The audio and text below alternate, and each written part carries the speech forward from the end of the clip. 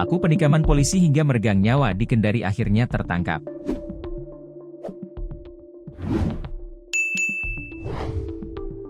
Polisi akhirnya menangkap pelaku penikaman terhadap anggota polisi di Kendari hingga meninggal dunia, meski sempat mendapat perawatan.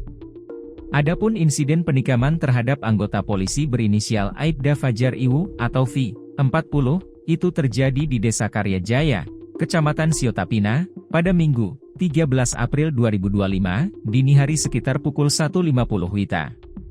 Sehari setelah kejadian atau pada Senin, 14 April 2025, jajaran Polres Buton berhasil menangkap pelaku penikaman. Kasih Humas Polres Buton, AKP Suwoto buntut kasus penikaman tersebut, satu anggota polisi bernama Aibda Fajar Iwu meninggal dunia.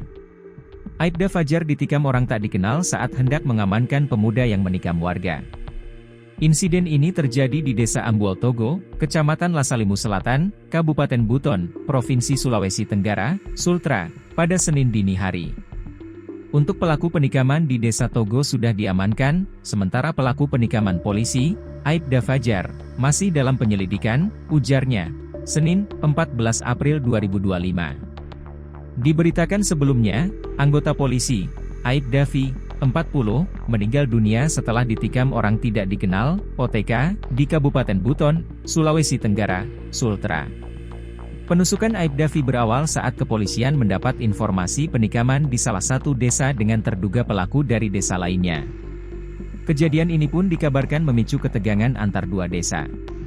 Menerima informasi tersebut, anggota Polsek Ambuau Indah dan Polsek Sampua Balo segera menuju perbatasan dua desa. Petugas juga mengecek rumah orang tua terduga pelaku penikaman.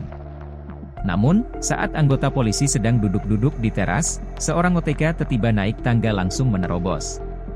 Sambil mengayunkan pisau yang mengenai Aibda V pada bagian lengan kanan dan perut kanan atas. Selanjutnya, terduga pelaku penikaman melarikan diri dengan melompat dari atas balkon.